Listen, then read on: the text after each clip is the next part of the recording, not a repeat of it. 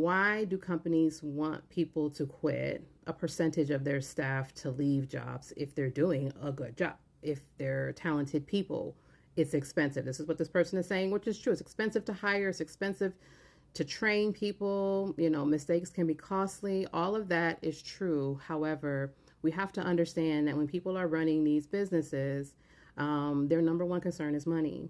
And cutting costs is likely the priority in situations like this. They're not thinking about who's talented or whatnot. How do we cut costs? And the biggest cost, the biggest expense is you. Employees are expensive. So they want you to leave. And I'm not the spokesperson for these crooked business owners, these leaders, like not at all. I'm just saying that the way you think as an employee with a heart is very different from how they think. Do we need all these people when we could just spread this work around?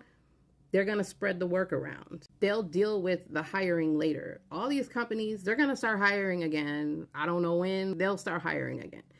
They're like, we'll deal with that when we get to that point. We'll bring in some people. But for right now, they're like, cut them or push them out.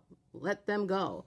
Some of them want to do things in a different way, and you all are not on board with that. If they're going to bring in new people, they want to bring in a few people, remove you all who are going to be asking questions and pushing back because you've been there for a while, people who they can mold, and it's like a cult. Let's see who we can bring in from jump and make them believe in what we believe in, because you old heads just always have something to say. You quitting is better than a layoff.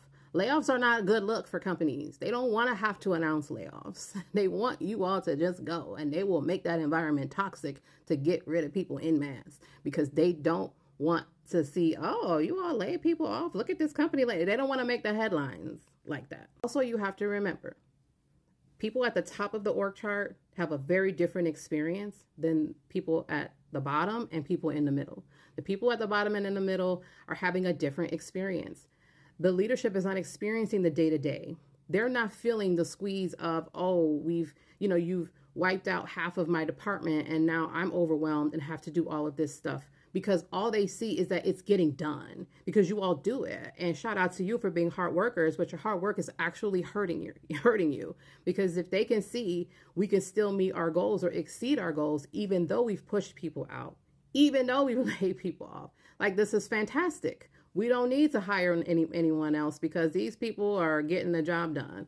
So they don't feel it at that point, and they just are heartless. I mean, we just have to be real. People, they're not thinking about how people feel because they have such a different lifestyle. They're not thinking about you or me. And so I ask that you think about you and see how your life will change if you did that.